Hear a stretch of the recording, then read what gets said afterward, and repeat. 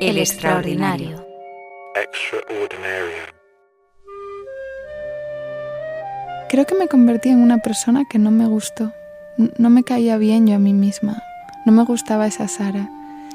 Y a pesar de que no me gustaba en ese momento esa Sara, me gusta mucho la Sara que soy después de esa experiencia.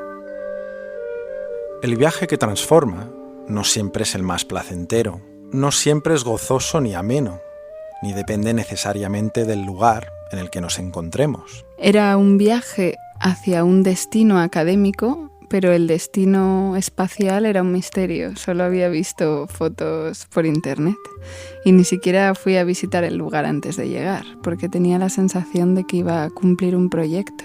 Y eso hace que el movimiento se haga no por amor, sino por obligación. Y cuando no te mueves por amor, tienes que encontrar a veces el desamor y la soledad en los lugares a los que llegas. A Sara Torres le ofrecen una estancia en Passau, una pequeña villa alemana en el estado de Baviera. Es una ciudad que está entre 3 ríos y tiene un casco histórico súper cuidado, callecitas de piedra, como todas las casas recién pintadas, porque el nivel del agua algunas veces como se sale del río y entra, ¿no? Y entonces ha inundado la ciudad varias veces en la historia y entonces hace que las recuperaciones de los edificios y eso ocurran regularmente y parece un poco un lugar de cuento. La escritora duda si aceptar o no, pero acaba haciendo lo que se espera de ella.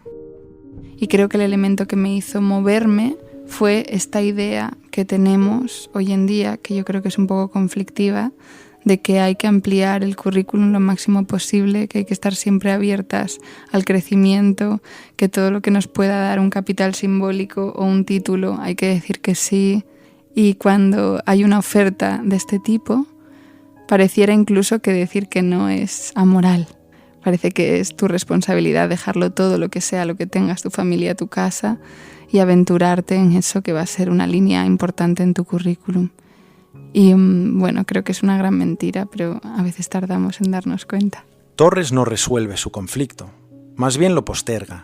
Recuerdo una sensación de melancolía muy fuerte de salir de mi casa en Barcelona, sintiendo que tenía una vida que me gustaba y que amaba, y que extrañamente me estaba llevando yo a mí misma a un lugar desconocido, sin saber lo que podía fantasear allá, porque creo que cuando tenemos deseo y fantasía hacia un espacio, hay algo en el ánimo que se constituye a través de la proyección gozosa del futuro posible.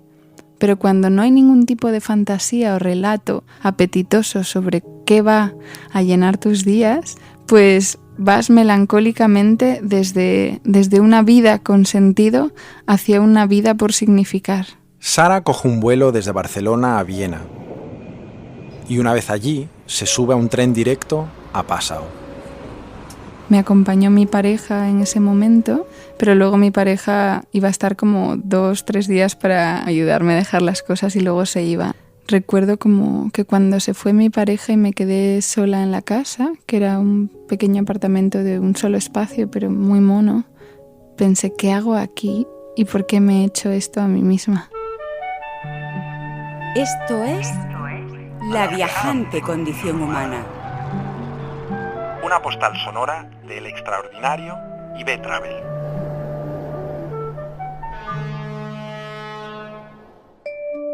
Recapitulemos. Sara Torres está en Passau. Es una aventura que durará un máximo de 2 años. Ella no quiere estar allí, pero decide ir, aunque nunca estará allí del todo. La escritora se instala en un pequeño apartamento donde reduce su existencia material a la mínima expresión. No quería poner mucha energía en habitar de forma estable un espacio. Me sentía completamente nómada y sentía que estaba poniendo una tienda de campaña en un sitio, no una casa, ¿no? Entonces compré 2 platos, 2 vasos, 2 tenedores, una mesa, 2 sillas y un colchón. Y verdaderamente viví 2 años con eso. Pero era una actitud bastante austera que a la vez me daba el placer de sentir que estaba pudiendo elegir dentro de las posibilidades que tenía, ¿no? Torres se encierra en sí misma. Estaba haciendo una investigación que yo había elegido sobre escrituras postdiagnóstico de cáncer pues igual me pasaba horas y horas leyendo diarios de personas recién diagnosticadas con cáncer. Y claro, mi madre acababa de morir de cáncer. En ocasiones, duda incluso de su cordura. Y es como, ¿qué estoy haciendo conmigo misma? Estoy loca. Es como el peor plan. O sea, tu madre muere de cáncer y tú un año después te vas como al fin del mundo, a un lugar donde no conoces a nadie, a kilómetros de distancia. Entonces yo me meto en esta investigación de algún modo para producir algo importante para la sociedad, pero también para yo atravesar mi peor miedo, y me pongo a enfrentarme a esto de forma tan aislada, ¿no? Me di cuenta que me estaba metiendo a mí misma en una trampa, pero había que sostenerla, porque yo sentía cierta responsabilidad por la decisión que había tomado. Ella se sostiene buscando la belleza de los pequeños placeres cotidianos. Para llegar a la universidad había que hacer un paseo junto al río, y era un paseo muy bello y cambiaba la luz por la mañana y la tarde, y muchos meses estaba lleno de nieve, y creo que me reconcilié un montón con la soledad, que justo antes, tanto en la vida en Londres como en Barcelona, había estado tan acompañada de amigas en todo momento, y había vivido con amigas y había dormido con ellas, y tenía como casi siempre cuerpos alrededor. El hecho de no hablar alemán acrecienta esa sensación de soledad. Obviamente, para tender puentes hay que tener un deseo de hacer puente, y una persona que no aprende el alemán pues ya está en resistencia, ¿no? Yo creo que llegué a ese viaje con muchísimas resistencias y aprendí una lección de cómo no viajar, o sea, con qué actitud no viajar. Por eso me interesa este viaje como lugar de reflexión, porque creo que yo hice muchas cosas mal emocionalmente, ¿no?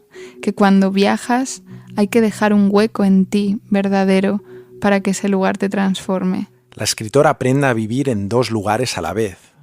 Yo entendía que tenía algo laboral que hacer ahí, pero que no tenía la vida puesta ahí. Y la realidad es que el cuerpo estaba ahí, por lo tanto hay que acomodar la vida para que el cuerpo pueda estar.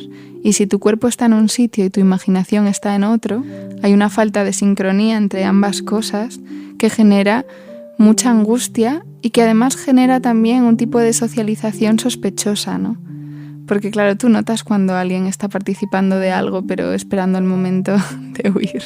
Cuando su estancia llega a su fin, no hay un gran momento de revelación, ni siquiera una gran reconciliación con el lugar donde había pasado 2 años.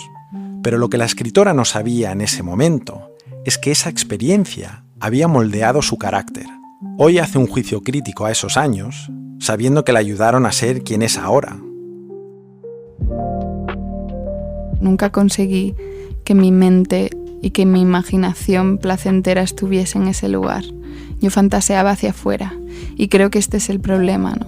Que tenía una especie de vida estoica donde yo me sentía orgullosa de mi estoicismo, pero la realidad es que mi idea de placer no estaba vinculada a ese espacio. De alguna forma me convertí como una especie de monja que había renunciado a un montón de cosas y se sentía heroica por su renuncia, y la renuncia te da un bienestar moralista, pero no un bienestar corporal alegre. Y a mí no me interesa la moral nada, y no me interesa convertirme en una moralista.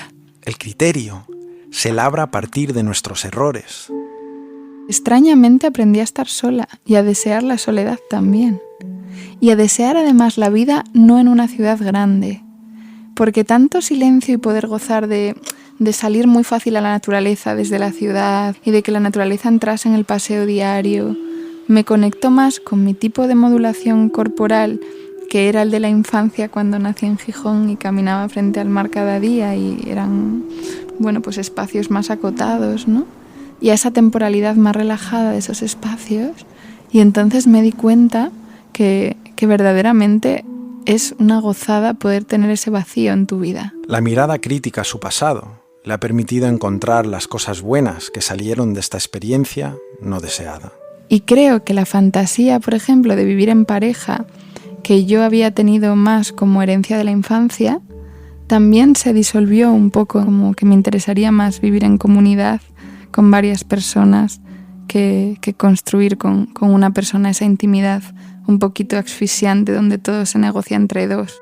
El viaje sirvió para rebajar su ego. Ese borrado tan fuerte de identidad, de no ser nadie en un espacio donde no sabes usar la lengua, y todo el esfuerzo que fue intentar construirme a mí misma como alguien amable o deseable para las demás con una lengua parcial. Yo que el lenguaje había sido siempre como lo que había utilizado para hacerme querer, ¿no?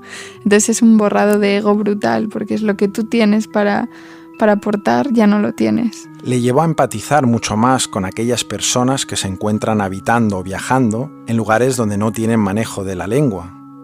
De todo lo que se trajo de vuelta de su viaje, este es quizá el aprendizaje más importante. La lengua es fundamental porque si tú manejas la lengua, aunque tengas un choque cultural, puedes intentar tener una conversación para entender en qué lugar está un otro. Es muy difícil reparar malentendidos que ocurren en el intercambio pequeño. No cuidamos lo suficiente a las personas que no pertenecen a nuestra cultura y cuando las vemos perdidas en pequeñas cosas, desdeñamos su ansiedad porque nos parecen básicos. Todos los cuerpos deberían vivir fuera en algún momento para tener ese aprendizaje de lo que es estar desarraigado y de lo necesaria que es la amabilidad y la ternura para sobrevivir en comunidad. Si viajas de una manera que tienes que sobrevivir en un espacio, en las propias normas de ese espacio, aprendemos cómo nos tenemos que tratar. Y lo pondría casi como de cosa obligatoria para una educación sentimental y política, definitivamente.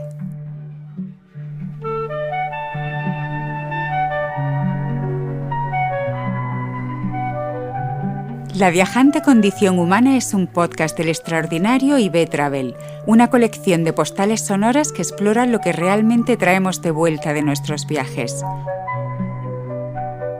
¿Tienes una experiencia de viaje acojonante? Cuéntanoslo en el buzón de IB Travel. Mándanos un audio de WhatsApp al 614-186-738. Al final de la temporada haremos un capítulo para compartir las mejores historias.